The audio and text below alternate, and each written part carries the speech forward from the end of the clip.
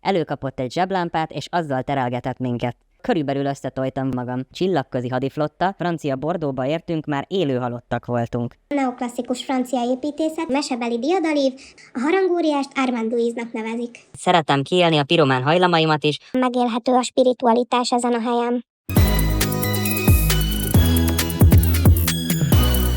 A legfontosabb spanyol egyetemi város, és nem ritkák a rejtélyekkel, legendákkal átszőtt történetek. A kincshez elvileg egy kincses térkép is van valahol a házban. Van itt egy űrhajós szobor, szent bizonyíték az időutazás létezésére.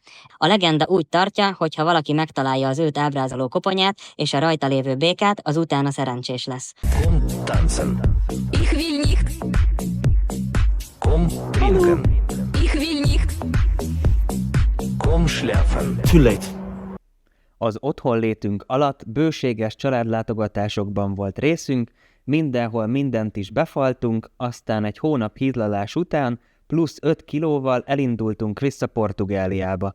A magyarországi látogatásunkat 2 kompis segítette, viszont úgy döntöttünk, hogy a visszavezető utunkon meglátogatjuk a kedves édesapámékat is, akik szintén épp a szerencséjüket próbálták Németországban. Künizelszauba érkezésünk előtt pont elkezdett szakadni a hó, és végül az elég gyors sötétedés után átment a hangulat egy horrorfilmes, éjszakai, zivataros stílusba. Jóságos édesapám már percekkel hamarabb várt minket a szakadó esőben és korom sötétben. Előkapott egy zseblámpát, és azzal terelgetett minket. Ha nem tudtam volna, hogy apa az a rejtélyes kapusznis alak, aki tökéletes rendőri mozdulatokkal állít félre, akkor körülbelül összetojtam volna magam. Nagyon feelinges volt különben.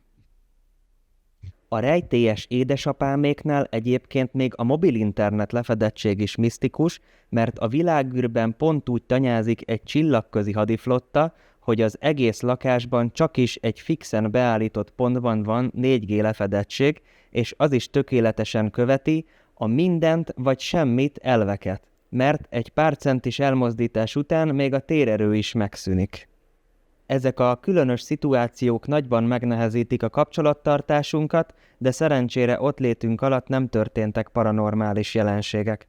Ahhoz képest, hogy ez egy kis város, innen is visszaköszön a német precizitás azokban a formákban, hogy mennyire sok kényelmi szolgáltatás volt elérhető a közelben. Ennek a parknak a teljes területén volt ingyenes wifi, és többféle egészségügyi épületet is láttam, volt például mozgásszervi rehabilitációs rendelő is. Apáéknál meg rájöttem, hogy mennyire fantasztikus dolog a padlófűtés, amit azóta is hiányolok, amikor mezitláb mászkálok a padlónkon.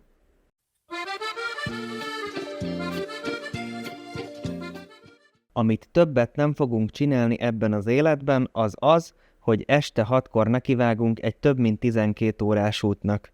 Apáék marasztaltak volna, hogy aludjunk náluk még egy napot, viszont ők már másnap dolgozni mentek, így nem akartuk őket zavarni abban, hogy kipihenhessék magukat. Eredetileg ugyanúgy kompal szerettünk volna visszamenni Portugáliába, mint ahogy azzal jöttünk Magyarországra, de Németországból 12 óra vezetés lett volna az is, hogy az olasz kikötőbe eljussunk, így végül inkább autóval vágtunk neki az útnak. A 12 órás úthoz végül hozzáadódott még néhány óra, és mire a francia Bordeauxba értünk, már élő halottak voltunk. Németországi látogatásunk után Franciaország felé vettük az irányt, és másnap meg is érkeztünk a Hold kikötőjébe.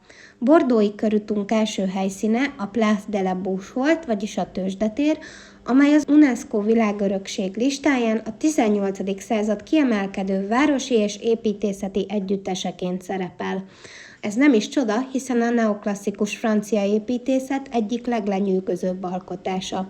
Az épületegyüttes 15. Lajos főépítésze tervezte, és az eredeti tervek alapján a tér közepén a hőnszeretett Lajos király szobra állt, azonban ez a francia forradalom alatt megsemmisült, jelenleg pedig a 3 Grácia nevű szoborcsoport díszíti a teret.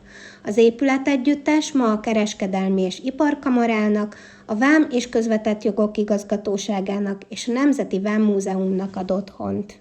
Bordeaux-t a Garonne folyó szeli ketté. A két városrészt először a Pont de Pierre híddal kötötték össze. Az 1821-ben elkészült híd 17 boltívvel rendelkezik, mivel Napóleon császár tiszteletére építették, akinek a neve Bonaparte Napóleon szintén 17 betűből áll. Később aztán kiderült számomra, hogy ez csak egy legenda.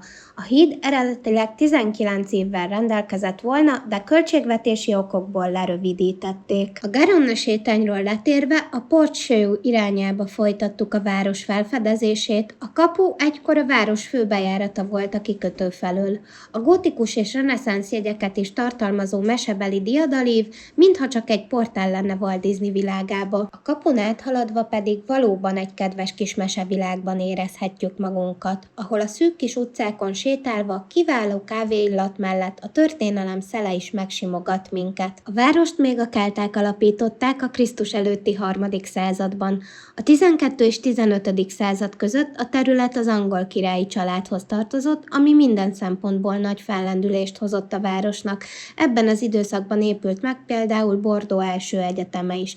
A város jelentőségét az is tükrözi, hogy a két világháború idején Bordeaux volt a francia kormány ideiglenes székhelye. A Porte de la Grosse Clocher, vagyis a nagy harang kapuja felé közeledve újra egy Disney mesében érezhetjük magunkat. A 40 méter magas kapu középkori romokra épült valamikor a 13-15. században. A kapu tornyában lévő harangnak elég nagy jelentősége van, hiszen a város elöljárói a harang megkongatásával adták meg a jelet a szőlőszürethez, és riasztották a lakosságot tűzvész idején. Ezért a harang mindig is a város jelképe volt, ma is szerepel a város címerén. A jelenlegi harangot 1775-ben öntötték, és 7800 kg, magassága és átmérője is 2 méter. A súlya és a harang rezgései által okozott repedésveszély miatt évente csak 5 alkalommal kongatják meg. A franciák annyira törődnek ezzel a haranggal, hogy még nevet is adtak neki. A harangóriást Armand Louise-nak nevezik. Irigykedhetnek a kis Armand Louise-ra, mert a Szent András prímás katedrálisnak nincs harangja, mert az egy kívülálló toronyépületben van. Járkálhat a Quasimodo, ha akar valamit. Szeretek egyébként templomokba járni, de általában csak azért, hogy rácsodálkozzak arra, hogy milyen monumentális és a végletekig részletes alkotásokat képesek készíteni egyes művészek, akik sokszor az egész életüket egy mű megalkotásának szentelik. Jómagam legnagyobb szenvedélye az Istennek szóló kívánságkönyvek felkutatása és az undorító, materialista javak kérése írott formában. Emellett szeretem kiélni a piromán hajlamaimat is, amikor vannak kihelyezve gyertyák. Persze nem ész nélkül gyújtogatok, hanem mindig valakiért. Ebben a templomban haladnak a korral, mert még érintésmentes kártyás fizetés is volt, amivel rendeztem a viaszolvasztást. Mindamellett, hogy én magam is az építészeti és művészeti értékeik miatt szeretek elsősorban templomokba látogatni, általában ilyenkor átjár valami ambivalens érzés is, hiszen az atmoszféra mindig eléri nálam, hogy a létezésről, a teremtésről, önmagam és a világ kapcsolatáról kezdjek el gondolkodni. Szeretem, ha meg tudom élni, hogy úgy érzem, sikerül valami máshoz, valami többhöz kapcsolódnom. Ugyanakkor úgy gondolom, ennek nem feltétlen helyszíne és forrása kell, hogy legyen egy vallási helyszín. Sőt, sokkal inkább úgy gondolom, hogy az ilyesfajta érzéseket magunkban és a másokkal való kapcsolatainkon keresztül élhetjük meg leginkább. Talán a katedrális román és gótikus stílusjegyei, talán az ólomüvegek melegséget keltő érzésétől, de a templom falai és kriptái között bolyongva most nem éreztem a rám nehezedő súlyt, amit néhány bazilikában vagy katedrálisban szoktam.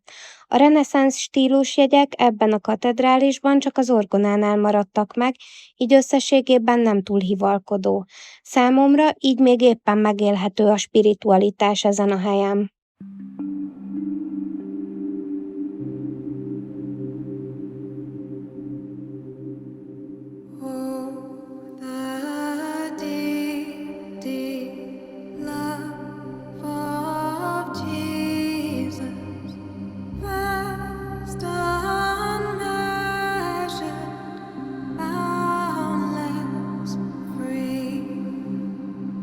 Rolling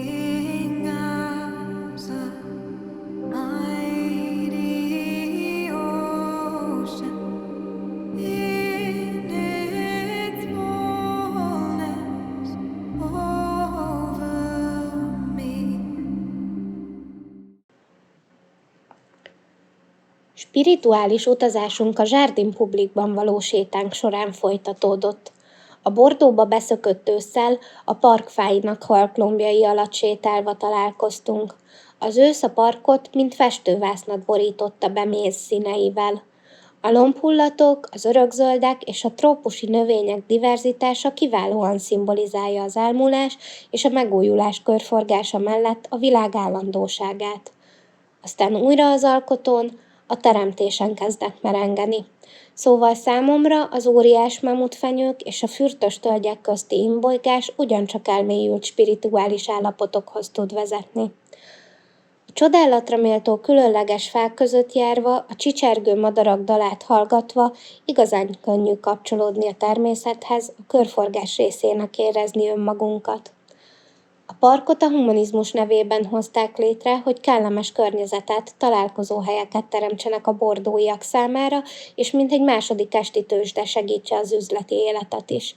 Ez az elképzelés pedig sikeresnek bizonyul, hiszen a parkot rengetegen látogatják. Én is spirituális természetjárónak vallom magam. A francia kormány rendes volt, hogy kialakította ezt a parkot 1746-ban, de akkor még nem gondolták, hogy 2023-ban egy hozzám hasonló tájkritikus fog itt sétálni. Alapvetően mindig és mindenhol nagyra értékelem a zöld területeket, de mélyen budapesti neveltetésemnek hála mindig úgy gondolok a nagyvárosi központi parkokra, mint valamilyen alamizsnára, amit azért adnak, hogyha már minden az életben maradáshoz szükséges dolgokkal és szolgáltatásokkal idekötnek és dolgoztatnak egész életedre, akkor nesze, itt van egy kis dísztermészet. A nagyvárosi emberek sokszor gondolhatják azt, hogy csak arról a mesterséges körforgásról szól az élet, és csak az a fontos és értékes, amiben ők élnek, közben pedig fogalmuk sincs a természet igazi értékeiről, csak élik a fogyasztói életet és hajszolják a pénzt. A felszínt kapargatva egyébként minden szép volt meg szuper, és nagyon élveztem a villamosozást. A villamos hálózat a 2000-es évek óta behálózza az egész várost. Ez a videóban látható tér Bordeaux tömegközlekedési központja. Amikor később visszaindultunk a szállásra, akkor egy picit el is tévedtünk, mert legalább 4 irányba indulnak innen járatok. Szerencsére voltak közlekedésfelügyelő emberkék, akik útba tudtak igazítani, hogy honnan indul a miénk. A tér két végét a zsirondisták és a köztársaság tiszteletére állított szoboregyüttesek díszítik. A medencékkel körülvett 43 méter magas oszlop tetején a zöld bronzból készült bilincseit széttörő szabadságszobor áll. A világháború alatt a németek megszállták a teret, és az emlékmű medencéjében lévő lovakat fémek után kutatva eltávolították, azokat a francia kormány csak az 1983-as évben tudta visszahelyezni. A tér mindig is központi szerepet játszott a város életében. 1845 óta rendeznek itt cirkuszt, vurslit és vásárokat. Ott jártunkkor éppen egy régiségvásárba sikerült belekóstolnunk, ahol az impozáns lenyűgöző antik tárgyaktól a kacatokig minden megtalálható volt. Kellemes kis színfoltja volt a napunknak.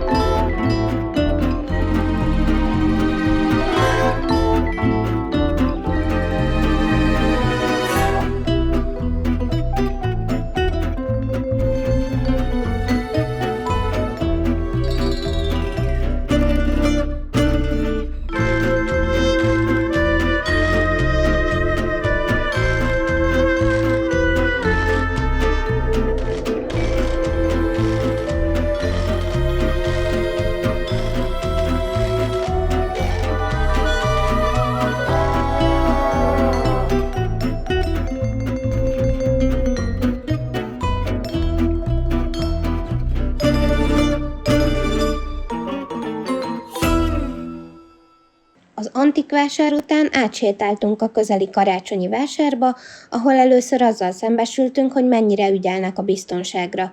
A vásárba ugyanis csak a táskák csekkolása és egy motozás után engedték be az embereket a biztonsági kapukon keresztül. Otthoni tartózkodásunk alatt ellátogattunk a gödöllői karácsonyi vásárba, ahol az én egyetlen vágyam és célom az volt, hogy kürtös kalácshoz jussak. Azonban nagy sajnálatomra nem volt. Amire igazán nem számítottam, hogy a bordói karácsonyi vásár fog kárpótolni ez ügyben, és itt jutatok hozzá az egyik kedvenc nassolnivalómhoz. A nap végét természetesen egy kellemes pohár bordóival és isteni francia sajtokkal és ételekkel zártuk.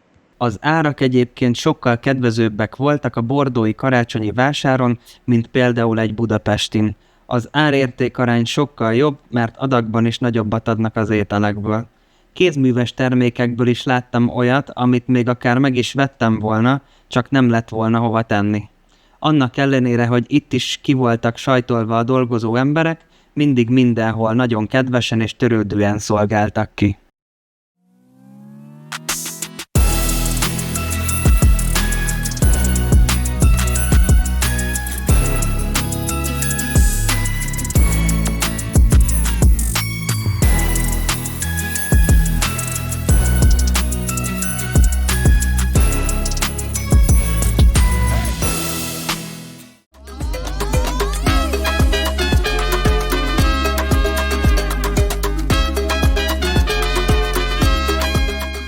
Kocsival Portugáliába eddig még csak Dél-Spanyolországon keresztül mentünk, ezért kalandvágyból kipróbáltuk, hogy milyen északon is. Sajnos itt helyezték el a létező legtöbb fizetőkaput, ezért ha bárki hasonlóan járna el, akkor neki mindenképp a déli útvonalat javasolnám. A legfontosabb spanyol egyetemi várost, Salamancát sajnos szakadó esőben kellett felfedeznünk. A város eredete körülbelül 2700 évvel ezelőttre nyúlik vissza, fellendülése pedig 6. Alfonz királyhoz köthető, aki már 1218-ban létrehozta a Salamancai Egyetemet, ami azóta is a város gazdasági motorjának tekinthető. Az óváros tele van jelentős történelmi és építészeti örökségekkel. Az ember nem győzi kapkodni a tekintetét a csodálatos és izgalmas homlokzatok láttán. A barokk stílusban épült városházát, vagyis a Plaza Majort a város egyik legnagyobb főterére építették szabálytalan négyszög alakban. Bár a tér beépítése előtt 4-szer ekkora volt, az épület együttes 1756-os átadása óta is a város társasági és kulturális központjaként működik, hiszen nem csak a városházának ad otthont, de rengeteg bár, cukrászda és a város egyik legrégebbi kávézója is itt található. Salamanca kihagyhatatlan úti cél a történelem és az építészet kedvelőinek, azonban érdemes korán nekivágni a város felfedezésének, hiszen rengeteg műemlék csak délután 2 óráig fogadja a látogatókat. Az óvárosban szinte minden épületnek saját története van, és nem ritkák a rejtélyekkel, legendákkal átszőtt történetek. A kagylósház is ezek közé tartozik. Az épület a külsejét borító több mint 300 kagylódíszről kapta a nevét, amik elvileg azért kerültek oda a Bourbon liliomok mellett, mert az építtető jogász professzor és a felesége családjának címerét jelképezték. A legendák szerint valamelyik kagylódísz mögött nagy kincs rejtőzik. Az egykori tulajdonosok ugyanis ide rejtették az ékszereiket és értékeiket. A kincshez elvileg egy kincses térkép is van valahol a házban. Azonban mielőtt nekivágnátok, hogy Indiana Jonesként rábukkanjatok a kincsre, és ebből fizessétek vissza a lakáshiteleteket, vegyétek számításba, hogy ahhoz, hogy nekivághassatok a projektnek, előbb a kincsel azonos mértékű zálogat kell megfizetni, bár fogalmam sincs ez mekkora összeg. Egy másik legenda szerint csupán egy aranytallért rejtettek a falak közé, ami azért is életszerűbb, mert régen ennek volt hagyománya. Minden esetre a házat már csak a látvány miatt is érdemes meglátogatni. Utunkat a kagylósházzal szemben lévő Clerecia templom kupolája felé folytattuk, ahonnan remek kilátás nyílt egész Salamancára. A templomot a jezsuiták kiűzése után átadták a San Marcos királyi papságnak, majd 1940-ben a pápa által alapított Salamancai Egyetemnek adott otthont. 2012 óta az egyetem elnyomta az ottani istentiszteletet és turisztikai célokra hasznosították. A templomban csak az öreg diákok és a pápai egyetemhez köthető személyek esküvői engedélyezettek. A templom belsejét nem tudtunk megnézni, mert ez is azok közé a műemlékek közé tartozik, ahol 2-kor indul az utolsó körbevezetés. A kupolába azonban felmehettünk, és az elénk táruló látvány kárpótolt minket.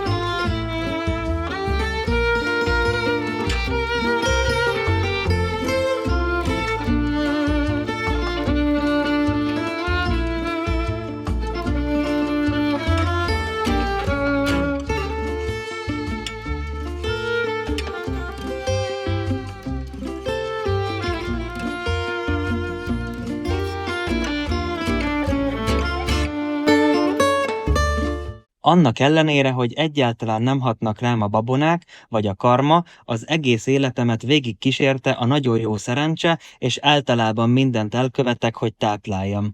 Miután Barbie említette, hogy Salamancában is van erre lehetőség, egész nap arra vártam, hogy felkutassuk az itteni egyetemet, pontosabban a homlokzatát. A Salamanca Egyetem a világ egyik legnagyobb spanyol nyelvű intézménye, amely több mint 30 000 diákot fogad évente, 50 különböző nemzetiségből. A könyvtára több mint 900 000 kötetet tartalmaz, köztük 2700 ősi kéziratot is. Az itteni szerencsevadászatom gyökerei az 1500-as évekig nyúlnak vissza, amikor aragóniai János herceg itt halt meg 19 évesen, mielőtt az egyetem homlokzata elkészült volna. A legenda úgy tartja, hogy ha valaki megtalálja az őt ábrázoló koponyát és a rajta lévő békát, az utána szerencsés lesz. A béka pedig Parra doktort ábrázolja, a herceg orvosát, aki kétségbe esetten próbálta megmenteni a fiú életét. A másik magyarázat szerint a koponya és a béka a halál és az élet szimbólumai, és arra figyelmeztetnek, hogy minden múlandó. Kivéve a szerencsémet! Írjátok meg kommentben, hogy nektek sikerült-e megtalálni a békát. Ha újra egyetemista lennék, nagy büszkeséggel töltene el, ha ide járhatnék, hiszen ez az az egyetem, ahol az egyetemi tanács Kolumbusz terveiről tanácskozott, és miután azokat jóváhagyták, Abraham Zakut szalamancai csillagász volt a tanácsadója az út során, mely aztán Amerika felfedezéséhez vezetett. Az új világ pedig új kihívásokkal állította szembe a társadalmakat, de a Szalamancai Egyetem ebben is élen járt, hiszen az egyetem jogi professzorai fektették le a nemzetjog és a nemzetközi jog alapjait. Emellett pedig mindenképpen kiemelendő, hogy már az 1500-as években ezen az egyetemen tanított először női oktató, Beatriz Galindo és az első női egyetemi professzor, Luisa de Medrano. Miután megszívtuk magunkat szerencsével és 50 liter esővízzel, elhaladtunk emellett a Harry Potteres tér mellett, ami elméletileg általános iskola, majd a titkos hátsó ajtón távozva teljesen véletlenül eljutottunk az új katedrálishoz. A nagy összeesküvés elméletek szerint van itt egy űrhajós szobor, ami egyidős a katedrálissal, és szent bizonyíték az időutazás létezésére. Egy másik változat szerint pedig idegen lények látogatásáról beszélnek, és egy kőfaragóról, aki látta az UFO-t. Végül kiderült, hogy egy középkori hagyományokat tisztelő kőfaragó mester 1993-ban újraalkotta az 500 év alatt majdnem teljesen lepusztult kapuzat díszítését, és egy felvilágosító rendezvénysorozat keretein belül elrejtett egy űrhajóst az újjáfaragott minták közé. Szűz Mária mennybe menetelének katedrálisa, vagyis az új katedrális, a régi megőrzése mellett épült, hogy az építkezés ideje alatt is meg tudják tartani az istentiszteleteket. Az új katedrális ötlete a 15. században fogalmazódott meg, részben a népesség növekedés miatt, másrészt pedig azért, mert a régit már kicsinek és sötétnek találták. Az építkezés gótikus stílusban indult, azonban a templom számos pontján felfedezhetőek a barokk és a reneszánsz jegyek is, melyek a katedrális 24 kápolnájában is váltakoznak. Az impozáns kórus különböző művészek alkotása. A díszes miserikordok azzal a céllal készültek, hogy megkönnyítsék a papok számára, ha hosszú ideig állniuk kell. Számomra ez nem túl szimpatikus, sokkal többre tartom a művészeti alkotásokat puszta fenéktámasznál. Az 1101 méter magas katedrális monumentalitása, építészete és művészete ismételten lenyűgözően hatott rám. Ez alkalommal ismét elmélyültem a gondolataimban, azonban ezek most más síkon mozogtak, megmaradtak az anyagi világ szintjén. Az egész nap ázott testünkkel ezután visszamentünk a szállásunkra, ahol hála Istennek volt fürdőkád, amivel újra melegíthettük a lelkünket is. Másnap reggel pedig indultunk haza Portugáliába. Már csak egy 7 órás út volt hátra. Köszi, hogy végignézted ezt a videót, a továbbiakban is igyekszünk megosztani veletek a kalandjainkat. Ha érdekel további tartalom, akkor nyugodtan iratkozz fel, és küldjük a pénzenergiát is.